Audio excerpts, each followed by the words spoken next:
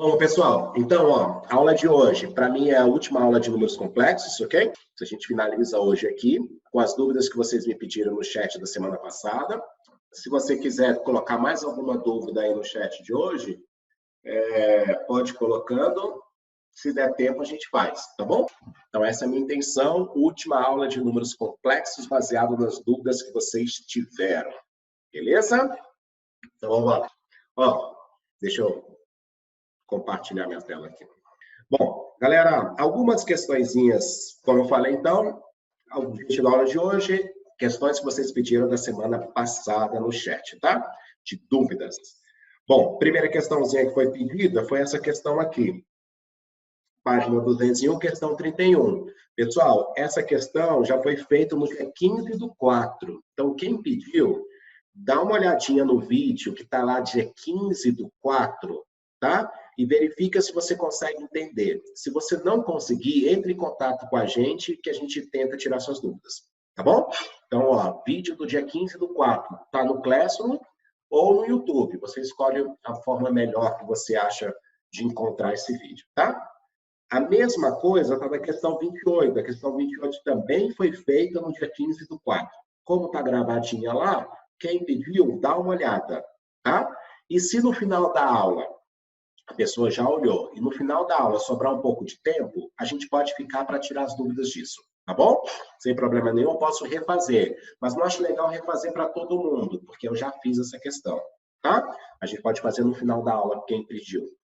Essa outra questão também a gente fez no dia 13/5, ok? Então, dá uma olhadinha lá no dia 13/5, que a gente também chegou a fazer essa questão. E essa foi a primeira questãozinha, então, que pediram no chat na semana passada, que a gente vai fazer hoje, ok? Então, página 202, questão de número 36, foi dúvida, confesso que eu não anotei quem pediu. Determine as raízes quadradas desse número complexo. Isso aqui é um pouco diferente mesmo. Por quê? Porque quando você for transformar isso aqui na forma trigonométrica, pessoal, isso aqui não vai dar um ângulo bonito. Se não vai dar um ângulo bonito, você precisaria de uma calculadora científica para achar esse ângulo, e não é o caso dos vestibulares que a gente vai fazer, ok? Então, aqui tem uma outra forma de pensar. Como é que seria a maneira de você tirar essa raiz quadrada? Você vai fazer pela forma algébrica, tá bom? E considere alguma coisa, Considere Z igual a A mais BI. Forma algébrica, tudo bem? Então, se Z for raiz quadrada desse número, o que você tem que perceber se o Z for raiz quadrada desse número, ok? Então, vamos falar que a raiz quadrada de 5 menos 12i é igual a esse Z. Vai dar um número complexo Z, que eu chamei de A mais BI. A ideia é, eleva ao quadrado dos dois lados da igualdade. Eleva ao quadrado desse lado, eleva ao quadrado desse lado. A raiz quadrada cancela com o quadrado. E aí você vai ter que 5 menos 12i é igual ao z ao quadrado. E o z a gente escreve como A mais BI. Então, isso vai ser igual a A mais BI ao quadrado. Ok? Então, 5 menos 12i você vai repetir. E aqui você vai fazer o quadrado primeiro, mais 2 vezes o primeiro pelo segundo, mais o quadrado segundo. Então, vamos embora. Quadrado do primeiro, A ao quadrado. Mais 2 vezes o primeiro pelo segundo fica 2AB. Cuidado, segundo ao quadrado é o B ao quadrado vezes o I ao quadrado.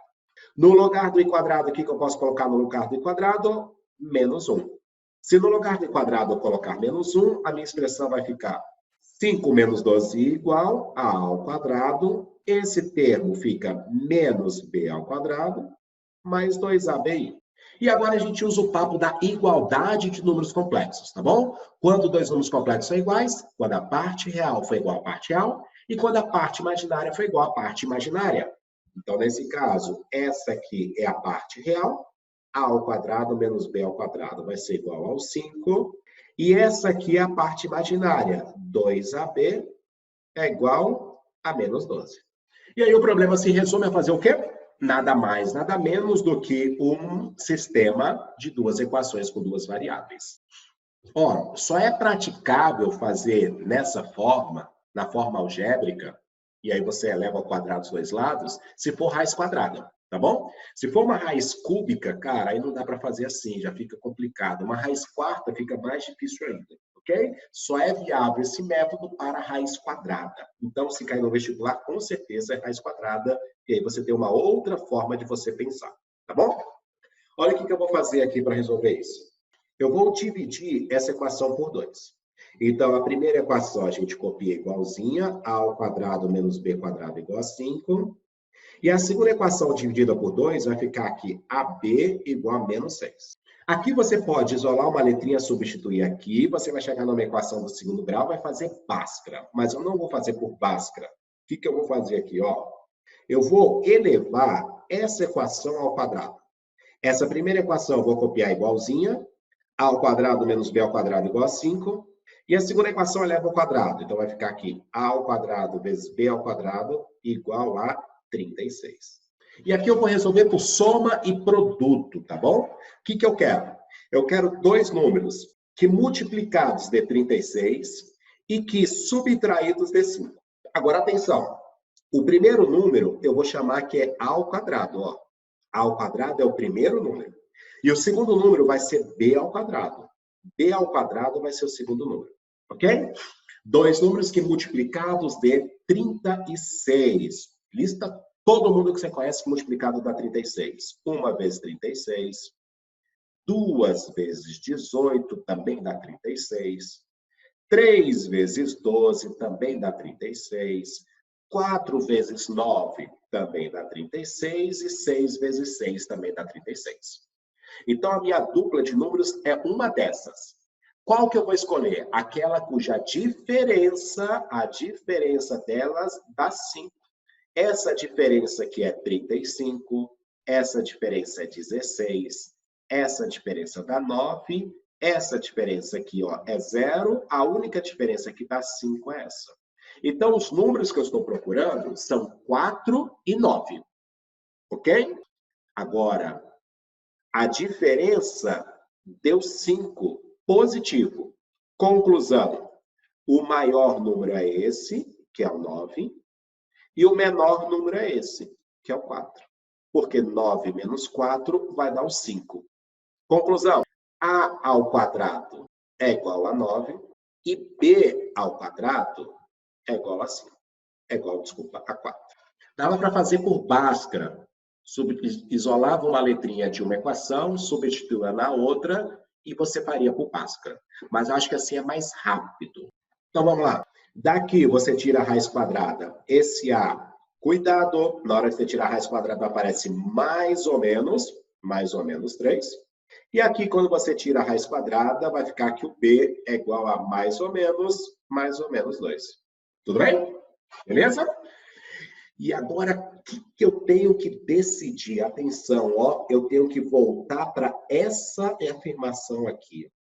Pessoal, qual a afirmação? Que se você pegar o A, multiplicar pelo B, isso tem que dar menos 6. O importante aqui é ter que dar negativo.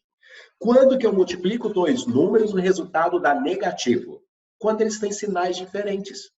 Então, graças aqui, você vai ter duas respostas. A primeira, o A é igual a 3 e o B vai ter que ser sinal diferente, menos 2.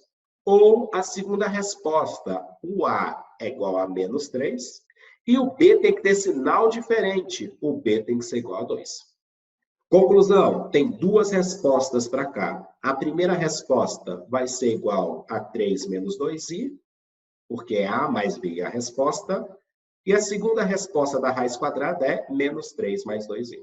Então, esse é um raciocínio diferente. Eu realmente não tinha colocado para vocês durante a minha explicação de números complexos. Pode cair, muito mais provável que caia, por exemplo, num CEUP, numa católica da vida, do que propriamente na prova da UNB, tá bom? E no Enem, números complexos não é nem matéria do Enem, tá? Então, passando aí. Próxima questão, questão de número 60, foi pedida para mim. Diz aí, considere que num sistema de coordenadas cartesianas ortogonais x, y, y, cada ponto x, y do plano cartesiano será identificado pelo número complexo z igual a x mais y, i, em que i ao quadrado é igual a menos 1.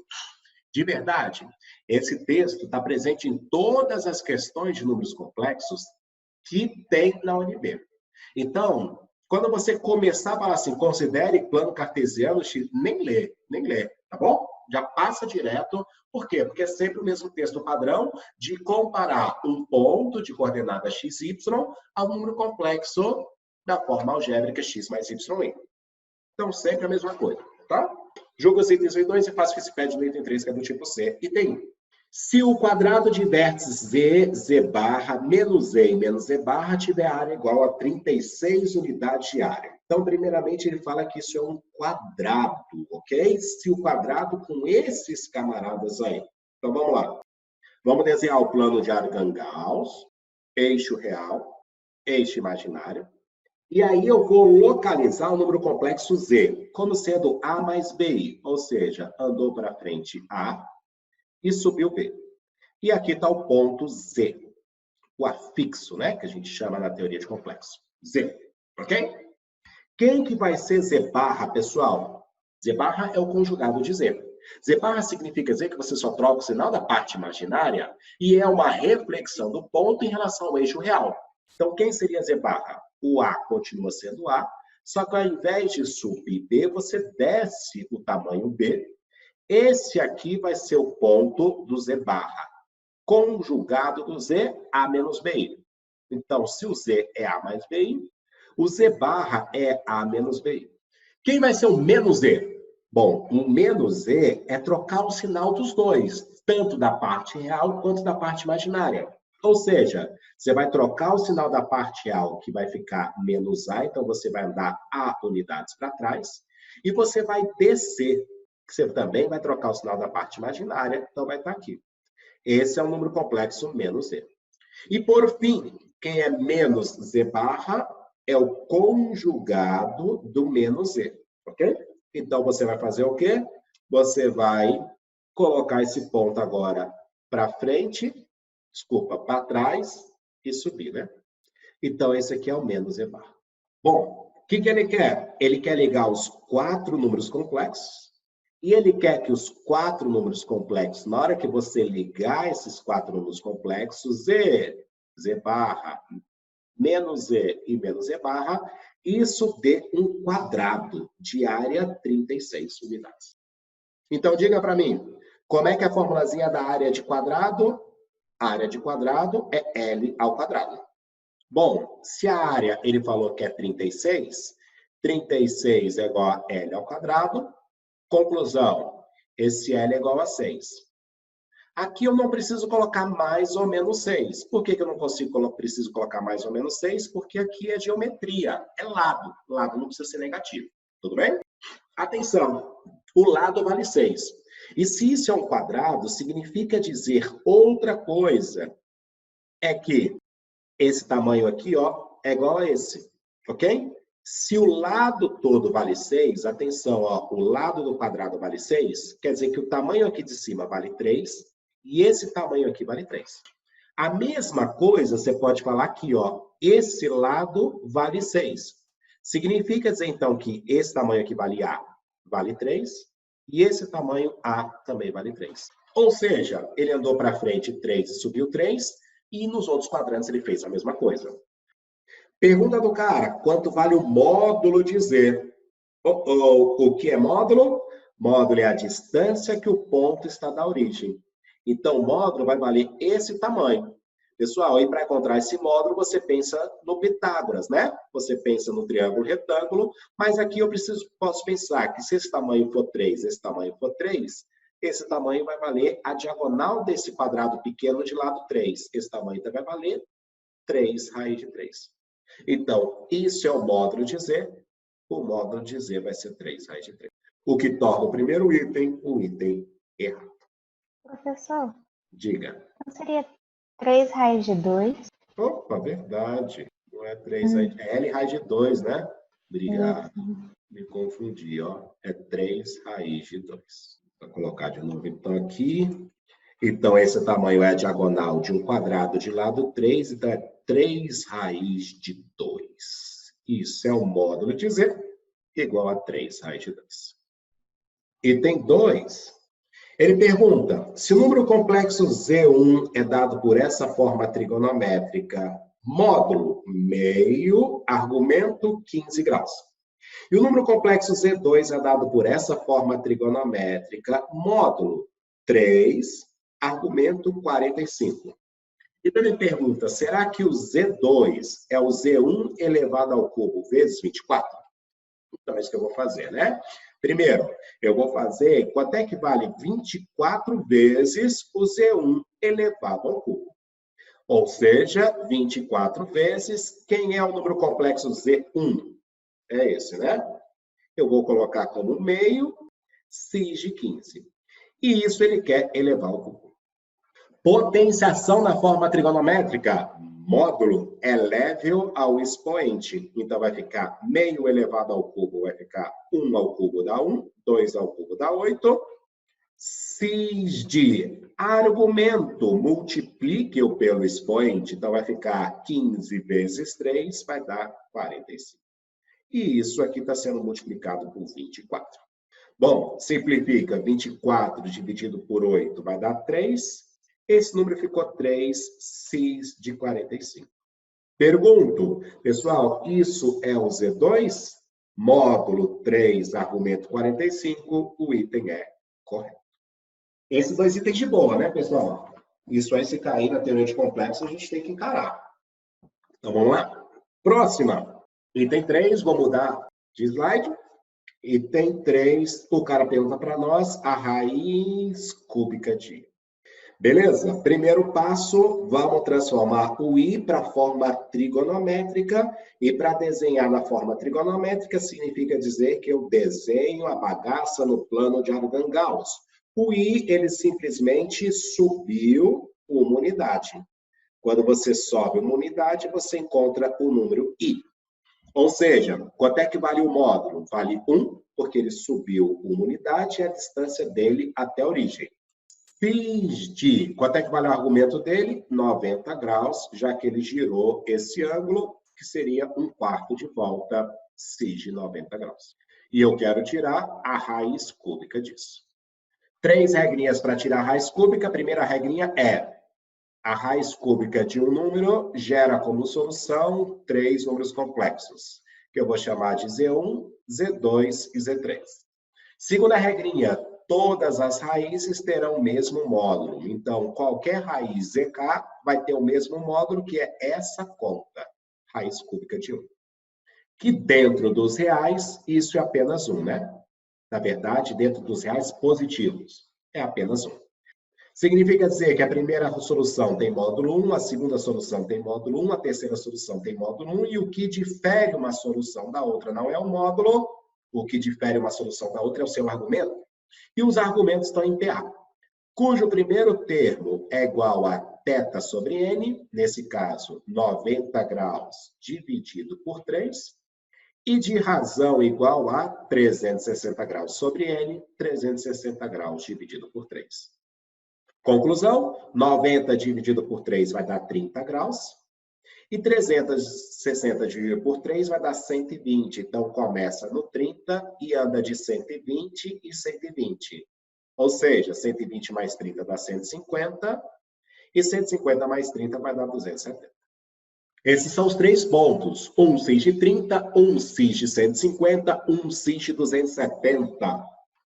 Transformar isso para a forma algébrica é nada mais nada menos do que desenhar. E o primeiro desenho é: todo mundo vai estar em cima de uma mesma circunferência com centro na origem. E aqui o raio vale 1. O primeiro ponto está no primeiro quadrante, que seria cis de 30, módulo 1 e 30 graus. Esse é o Z1. O segundo vai estar no segundo quadrante, cis de 60, ou cis de 150, né? 150 graus. Ele vai estar alinhado aqui, porque para dar 150 graus aqui também é 30. Esse aqui é o Z2. E o outro cis de 270 está aqui embaixo. Esse é o Z3, módulo 1, ângulo de 270. O cis de 270 sai fácil, que é menos I. Então, menos I é uma das respostas. E no caso, ó, já respondo ele, é a letra D. Menos I é um dos valores. Todo mundo sacou o que eu falei? Vamos fazer só por treinamento. E quem são os outros? Os outros a gente fecha um triângulozinho aqui, ó, e vira um triângulo amiguinho. O cateto oposto ao ângulo de 30 graus é metade dessa hipotenusa, então esse aqui vale meio. E o cateto adjacente ao cateto oposto vezes raiz de 3, fica raiz de 3 sobre 2. Ou seja, o Z1 andou para frente meio e subiu raiz de 3 sobre 2, então fica mais raiz de 3 sobre 2i. E o Z2 andou para trás meio, então fica menos meio, e subiu raiz de 3 sobre 2, fica raiz de 3 sobre 2i. Essas são as três respostas. Não precisava achar as três, só com menos i eu matava a questão. Se eu não me engano, eu tinha feito já esse item, né? Esse item eu já tinha feito aí com vocês. Mas esse aqui eu quis fazer de novo. De forma contínua, para vocês verem que a radiciação, assim, se você tiver certinho na cabeça, que é módulos, são iguais, e está em cima de uma circunferência, e argumentos estão em PA, não fica uma coisa tão complexa, né? É difícil, não é fácil, né? Mas com treinamento você consegue fazer isso. Só um destaquezinho que eu queria dar para vocês pessoal, se você ligar esses 3 pontos, vira um triângulo equilátero, né? A UNB já trabalhou com esse triângulo equilátero algumas vezes, tá? Questão de número 52. É engraçado que começa as duas primeiras, talvez as 3 primeiras palavras do enunciado da questão já desestimule muitos candidatos a nem continuarem a ler, né? Então, quais são as 3 primeiras palavras? A espiral logarítmica. Cara, espiral e ainda com log, né? Mas é só um nome, tá bom? Não tem nada de log aqui e eu vou tentar explicar isso um pouquinho para vocês. A espiral logarítmica é uma das mais belas curvas matemáticas, encontrada com frequência no mundo natural. Identificando o plano x, o, y como plano complexo e representando o número z, olha lá, mesma coisa, né? Nhenhés, nhenhés, nhenhés, ok? Os pontos de uma espiral logarítmica podem ser descritos como subconjuntos aqui. Então, é assim que você tem uma espiral logarítmica. E se você prestar atenção, esse cara escreveu simplesmente isso na forma trigonométrica, ok? Quem que é o módulo desse número complexo, pessoal? O módulo desse número complexo é um número que está aqui na frente. O módulo desse número complexo é 2 elevado a t sobre 3. E quem é o argumento desse número complexo? Bom, ele colocou aqui, ó, cosseno de t mais seno de t, o argumento é esse t. Então, foi isso que ele disse, com t pertencente aos reais, tá bom? O módulo é 2 elevado a t sobre 3 e o argumento é igual a t. Com base nessas informações, julgo os itens. Não vou nem discutir um pouco mais, depois eu queria explorar um pouco mais essa questão, tá? Mas eu não vou nem discutir um pouco mais, vamos só tentar julgar os itens baseado no que eu li. Pessoal, se o número complexo W é dado por isso, ele pergunta quanto é que vale o módulo de W. De graça, né? Módulo de W. Pessoal, módulo de W é nada mais, nada menos, deixa eu só escrever isso aqui. W é igual a 2 elevado a t sobre 3, cosseno de t mais seno de t, eu vou escrever cis de t. Com certeza, esse número que está aqui na frente é o módulo de W. O que torna o primeiro item de graça. Item certo. Questão difícil. Questão que começa com espiral logarítmica e que o item 1, cara, de graça. Ok? Então, não pula uma questão porque você não entendeu o enunciado. Dá uma lida nos itens. Vai que alguma coisa faz sentido para você e você consegue, de repente, ganhar uma questão, tá bom? É muito, mas é muito ruim você ler uma questão e pular todos os itens, mesmo sem não ter entendido a questão, tá? Vamos lá. Item 2. Se W pertence à curva, então posso afirmar que W elevado a menos 1 não pertence à curva? Se W pertence à curva, W elevado a menos 1 vai pertencer à curva? Primeira coisa é o seguinte, ó. Como T pertence aos naturais, desculpa, naturais não, reais, ele pode ser tanto positivo quanto negativo. Então, o que eu vou fazer, pessoal? Então, eu vou colocar no lugar do T, menos T. Bora lá. Como é que vai ficar isso? Então, O número complexo, eu não vou nem chamar de W, tá bom? Eu vou chamar o número complexo de Z. O número complexo Z vai ser igual a, eu vou no lugar do tempo t, colocar menos t. Então, vai ficar 2 elevado a menos t sobre 3, que multiplica cosseno de menos t mais i seno de menos t. Com certeza, esse cara pertence à curva. Com certeza, pertence à curva. Por quê? Porque tem essa lei de formação. Ó, eu substituo esse número exatamente nessa lei de formação, e aí, com certeza, vai pertencer. Só substituir o t por menos t. Tá bom? Beleza. Professor, Oi. eu não entendi por que menos T. Por que menos t? Isso. Tá, eu vou te explicar agora porque eu coloquei o menos t. Agora, o mais importante é, isso aqui pertence à curva, concorda comigo? Sim. Concorda comigo, por quê? Porque eu tenho essa lei de formação, eu só substituo o t por menos t e eu posso fazer isso porque ele falou que o t pertence aos reais. Por enquanto é isso, tá bom? Vamos lá. Agora, o que vai ser, por favor, o w elevado a menos 1? Bom, o w elevado a menos 1 é pegar o número complexo w e inverter ele. Ou seja, é 1 sobre 2 elevado a menos t sobre 3, que multiplica cosseno de t mais o seno de t. Quem está sendo invertido? Os dois aqui. Então, você pode escrever isso aqui como sendo, desculpa, aqui é t sobre 3. 1 sobre isso. Quem está sendo invertido? Já que aqui é uma multiplicação, você pode falar que o w a menos 1 é igual à inversão desse aqui, 1 sobre 2 elevado a t sobre 3, e a inversão desse aqui, ó, 1 sobre cosseno de t mais seno de t. Na verdade, pessoal, eu vou fazer de outra forma, não vou fazer por aqui não. Acabei de pensar numa coisa aqui que vai ficar mais fácil, ó. Vamos lá. Quem é w?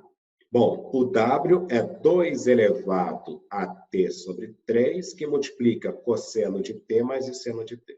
Vamos fazer o que o item pediu aqui. Vamos elevar aqui a menos 1 e vamos elevar aqui a menos 1. E eu vou fazer a regrinha de quê? Da potenciação. Acho que fica mais fácil, ó. Então, w elevado a menos 1 fica igual. Potenciação na forma trigonométrica, módulo eleve ao expoente, então vai ficar 2 elevado a t sobre 3 elevado a menos 1.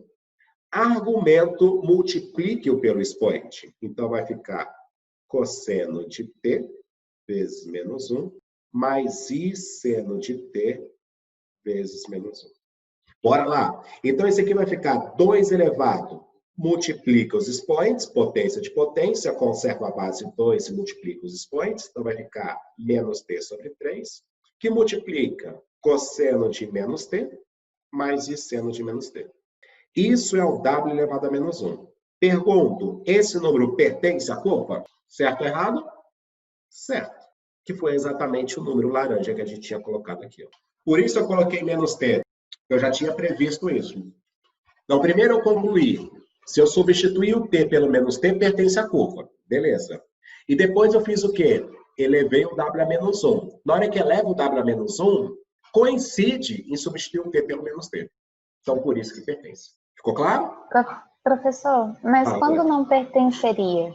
Como não pertenceria? É quando?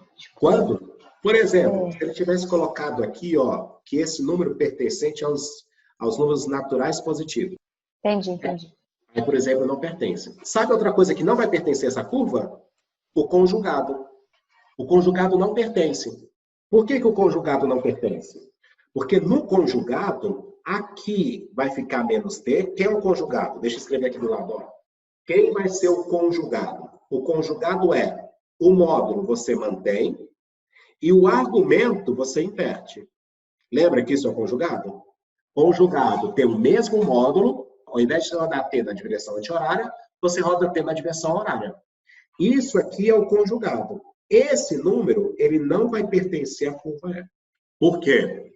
Porque você trocou o sinal daqui e manteve o sinal daqui. Ó. Então, não faz parte dessa lei de formação, porque o número que está aqui tem que ser igual ao número que está aqui. E aqui você inverteu o sinal e aqui você manteve. Os números ficaram diferentes. Entendi, professor. Obrigada. Entendeu? Uhum. Professor? Oi. Desculpa, eu não entendi como que o cosseno de t mais i seno de t elevado a menos 1 virou cosseno de t vezes menos 1. Ah, é a regrinha da potenciação da forma trigonométrica. São duas regras. Potenciação da forma trigonométrica. Eleve o expoente.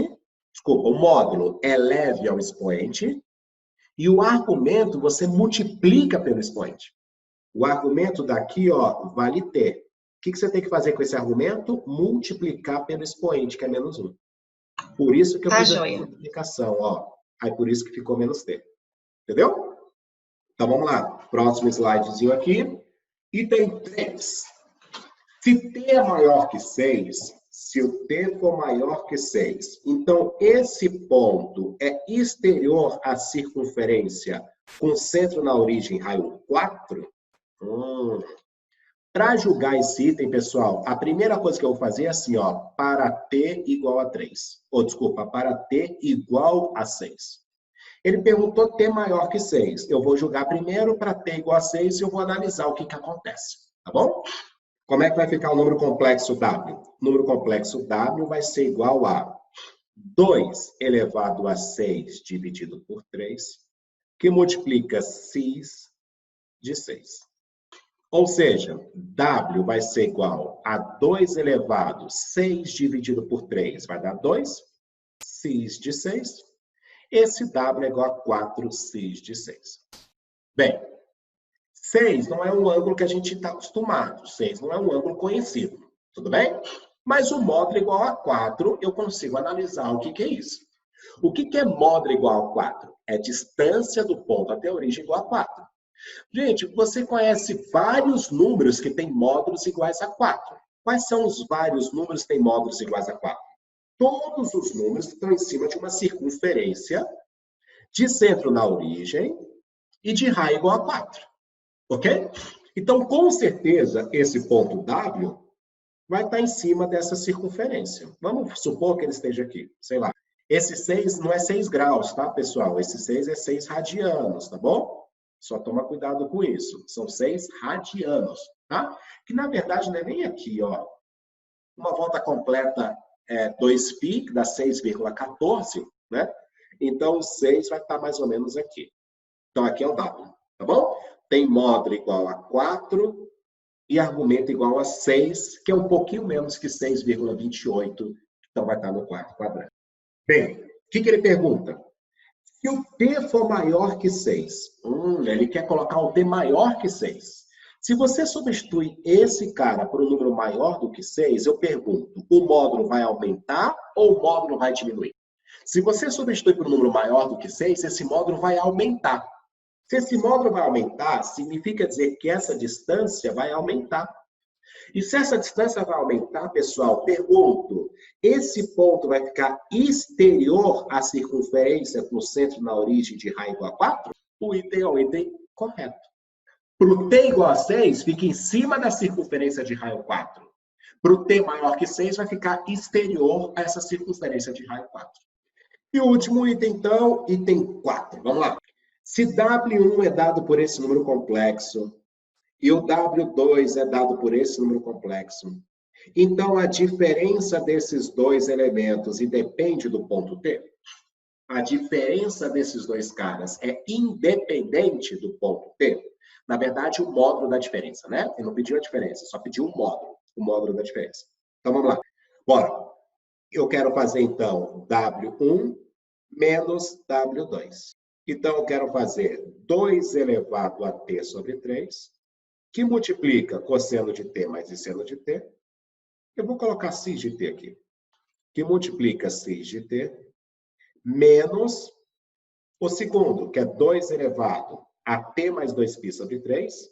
Aí eu vou colocar t mais 2π dividido por 3, que multiplica sin de t. Ok? Pergunto aos senhores, todo mundo lembra o que é t mais 2π? Pessoal, t mais 2π eu posso interpretar que é um t mais uma volta completa.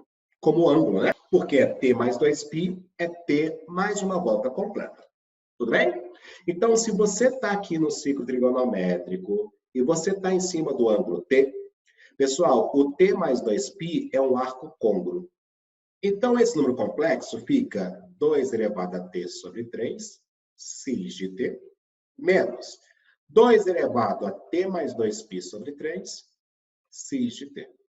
Posso colocar desses dois termos o cis de t em evidência, e aí eu pergunto, se você tira o cis de t do primeiro termo, vai sobrar isso, vai sobrar 2 elevado a t sobre 3.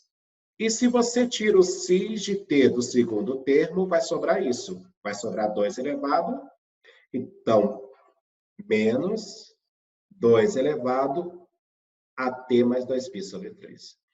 Então, daqui, e só foi porque eu consegui fazer essa conversão, hein? Porque isso não acontece sempre. Foi só porque o cis de t mais 2π é igual a cis de t, tá? Só por causa disso.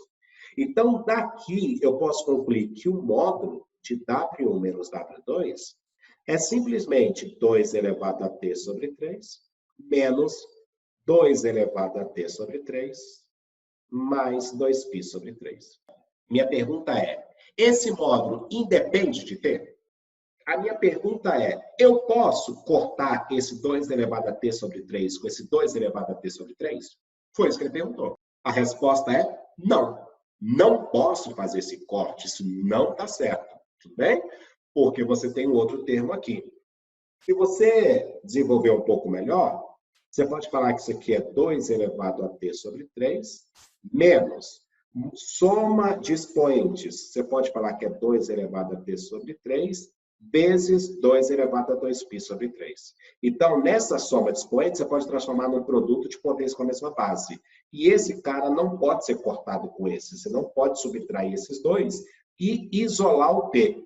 Então, esse t não desaparece daí de jeito nenhum. Então, é independente de t, o item errado. Ele sempre vai depender do t. Ó, eu queria dar uma viajadinha aqui, tá bom? Deixa eu dar uma viajadinha aqui, rapidinho, ó. Vem cá. Pessoal, o que é isso aqui, ó? Alguém consegue me falar o que é isso aqui? 2 vezes cis de t com o t pertencente aos reais. Abre o seu microfone e se alguém souber o que é isso, que desenho vai dar esse? Eu vou colocar o t igual a qualquer número real e vou desenhar isso. O que isso vai ser desenhado para mim? Presta atenção. O módulo disso é 2. Então, o módulo é constante, tá bom? O módulo não muda nunca. E o ângulo é t. O ângulo vai ser qualquer ângulo que eu conheça. Então, o ângulo, você pode pensar que vai variar de 0 a 2π, sem problema nenhum. Então, o que é isso? Se eu for colocar todos os pontos que têm módulos iguais a 2, e o ângulo varia tudo que eu conheço. Então, gente, pensar no seguinte, ó. Pensa que quando eu coloco cis de t com t pertencente a todos os reais, isso é girar. Dar voltas completas. Ficar girando. Tá bom? Ficar girando. E aí você vai ficar girando com módulo constante. O que significa você ficar girando com módulo constante? Significa dizer que você vai estar fazendo uma circunferência, ok? Então, o que é isso aqui? Se o módulo é constante, isso aqui é uma circunferência com centro na origem e de raio igual a 2. Bom, agora, compara isso para mim, por favor, com o que o cara deu. 2 elevado a t sobre 3, cis de t, com t pertencente aos reais. Então, de novo, quando eu falo cis de t com t pertencente aos reais, isso significa dizer que eu vou girar. Cis de t com t pertencente aos reais o t vai variar de 0 a 2π, uma volta, depois até 4π, 2 voltas, depois até 6π, 3 voltas, eu vou ficar girando, porque t pode ser real. Não se esqueça, t positivo eu giro no sentido anti-horário e o t negativo eu giro ao contrário, no sentido horário. Tá bom? Agora, presta atenção, porque o que eu mudei? Eu coloquei um módulo. Eu coloquei o módulo agora variando de acordo com o tempo t.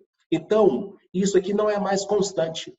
Isso aqui é uma função exponencial e essa função vai ser uma função crescente, porque a base é 2. Então, ao longo do tempo, o módulo está aumentando. É isso que importa, tá bom? Ao longo do tempo, o módulo está aumentando. Quanto maior for o tempo t, maior vai ser esse módulo. Tenta pensar agora. Agora eu vou girar e eu vou aumentar o módulo toda vez que eu estou girando. Então, ó, eu giro, depois eu aumento o módulo, vou aumentando o módulo, vou aumentando o módulo. Se você está variando o argumento, você está girando. E se você está variando o módulo junto, você está girando e aumentando. Ou seja, não é mais uma circunferência isso. Isso vira o quê? À medida que eu estou girando, eu estou aumentando o módulo, isso vira uma espiral. Então, aqui, módulo constante é uma circunferência, módulo variando ao longo do tempo é uma espiral. Muito bem. Então, ó, módulo constante e argumento variando, circunferência. Módulo variando e argumento variando, uma espiral. E aí existem diversos tipos de espiral. E a espiral que o problema chamou é chamada espiral logarítmica. Então, ó, isso aqui é importante falar, de vocês saberem. Isso aqui também é importante vocês saberem, tá bom? O que só de curiosidade, quando que uma espiral é dita logarítmica? Uma espiral é dita logarítmica quando? Quando o argumento variar em PA e o módulo variar em PG.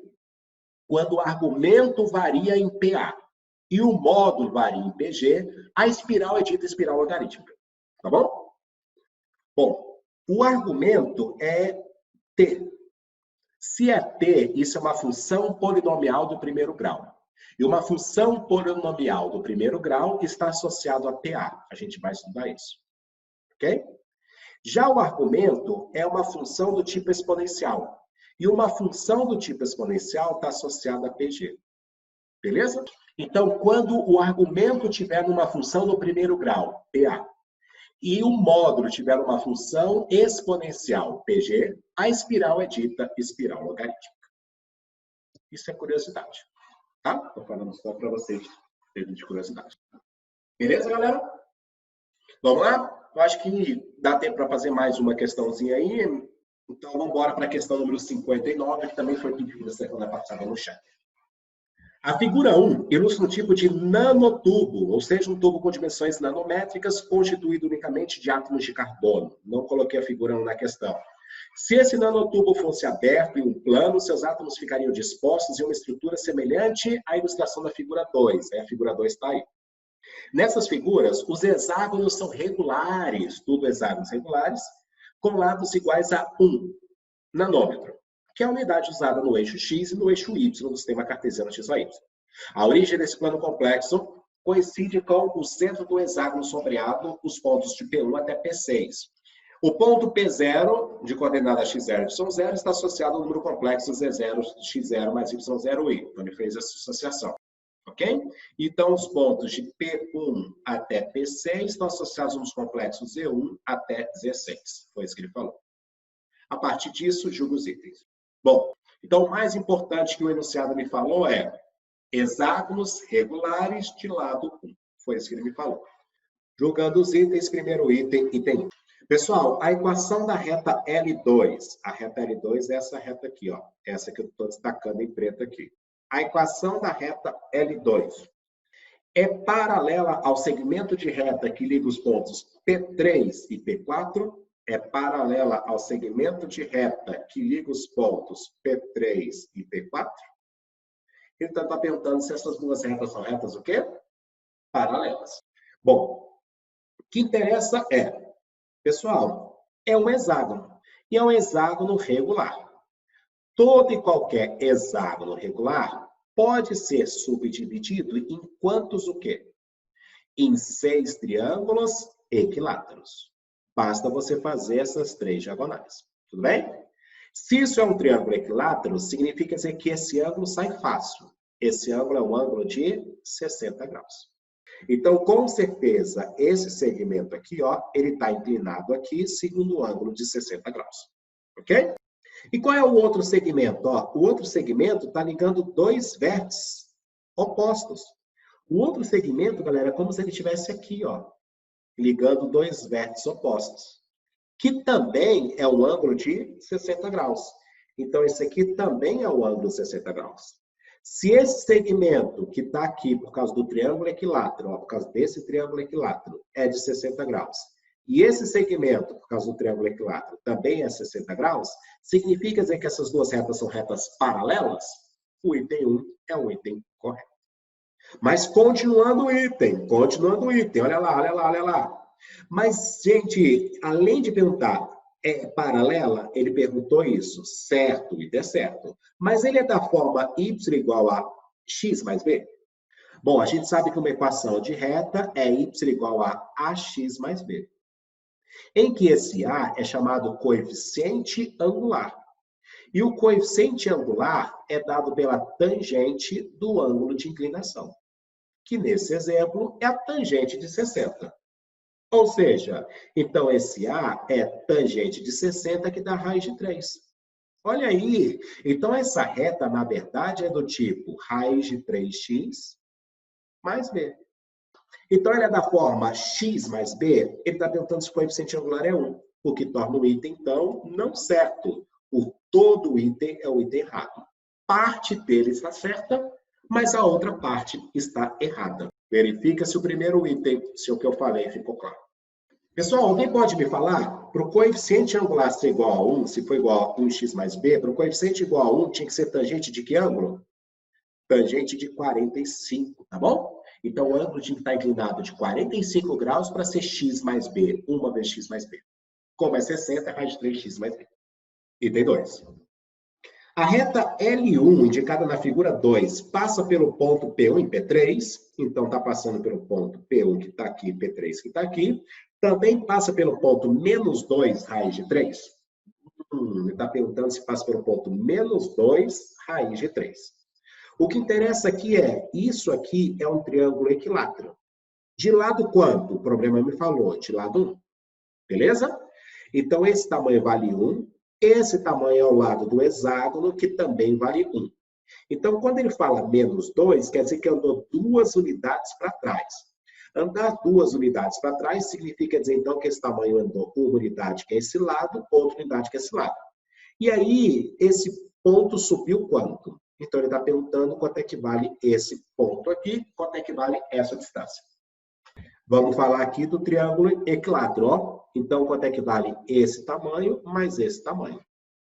Pessoal, é fácil perceber que esse tamanho subido seria 2 alturas do triângulo equilátero. Ok? Então, na verdade, ele subiu 2 alturas.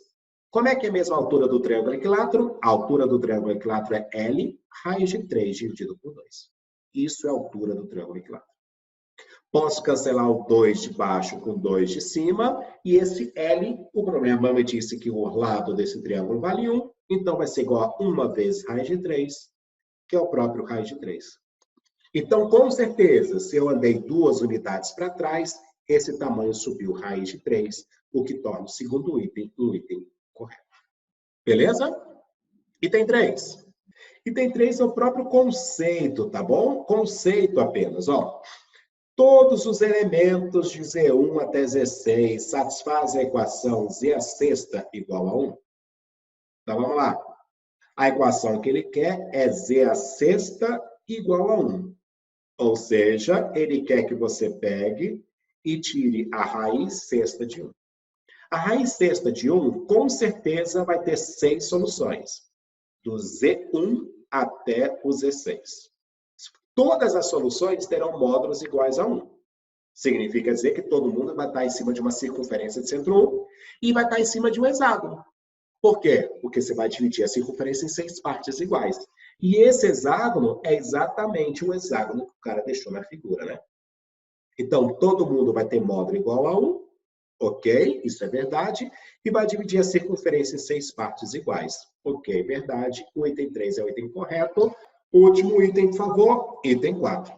No plano complexo, Z2 mais Z3 é imaginário puro?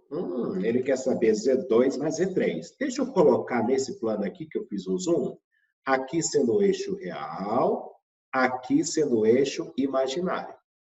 Pessoal, Z2 seria esse ponto que está aqui em cima, então aqui vai estar o Z2, ó. E o Z3 seria esse ponto que está aqui do lado, aqui vai estar o Z3. Ele pergunta se isso é imaginário puro, ok? Bora lá. Esse cara andou para frente um tamanho A e subiu um tamanho B. Ou seja, quem é o Z2? A mais B. Por simetria, o Z3 andou para trás o mesmo tamanho A e subiu o mesmo tamanho B. Então, o Z3 andou para trás menos A e subiu mais B. Então, quem vai ser Z2 mais Z3? Vai ser A mais BI, somado com menos A mais BI. o A corta com A e vai dar 2BI. Ou seja, a parte real corta e fica apenas com a parte imaginária. Então, gente, ele é imaginário puro, isto é, tem parte real nula, o item também é o item correto. Ele é um número imaginário puro. E é isso aí. É isso aí que eu preparei para a aula de hoje. Por as dúvidas que vocês tiraram, acho que ficou só mais uma questão que não deu tempo de fazer. A gente pode tirar nos plantões, tá bom? Você pode ir lá nos plantões. Apesar que a questão que vocês me pediram é uma questão bem difícil, acho legal, de repente, até esperar voltar e me perguntar quando voltar, de forma presencial, acho que ficaria mais legal, tá certo? E, pessoal, e também a gente finalizou a teoria de complexo, tá? Dou-me por satisfeito com o complexo. Próxima semana, a matéria nova. Então, se alguém tem alguma coisa a perguntar mais de complexo para mim, essa é a sua oportunidade. Ou então, quando a gente retornar às atividades normais. Então, o resto é com vocês, pessoal. O resto é refazer o que a gente fez, olhar de novo os nossos vídeos, estão todos lá no YouTube, você pode revisitar eles quantas vezes vocês quiserem. E se mesmo você ficar com dúvida, entre em contato que a gente vai responder suas dúvidas, tá bom? Valeu, galera. Brigadão. Por hoje é só. Até mais ver. Continue a estudar. Finalizamos complexos, tá?